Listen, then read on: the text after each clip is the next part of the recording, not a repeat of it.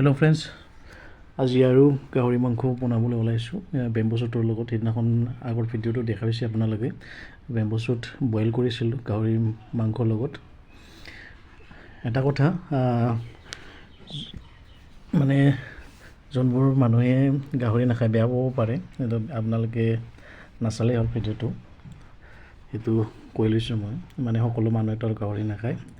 যি নহওক, যিখিনি দিবলগীয়া ইনগ্ৰিডিয়েণ্টছ সেইখিনি কাটি দি দিলোঁ।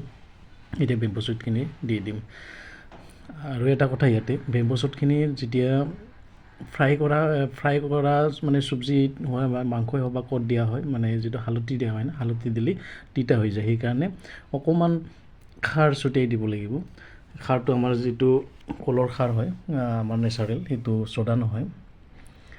আপোনালোকে হয়তো সেইটো ভালকৈ জানে, মানে তিতা হৈ যায় খৰিচাটো, বেম্বো শ্বুটটো হালধি দিলে। লাষ্ট টাইমত ইলাইচি, ডালচেনি এনেকৈ কৰি লং গোটেই পাউডাৰ দি দিলোঁ। এতিয়া ফ্ৰাই হওঁ অৱস্থা কেনেকুৱা হৈছে, কালাৰটো আপোনালোকে কমেণ্ট কৰিবচোন। এইটো খাৰটো অলপ দি দিলোঁ যাতে তিতা নহয়। Final look. Thank U.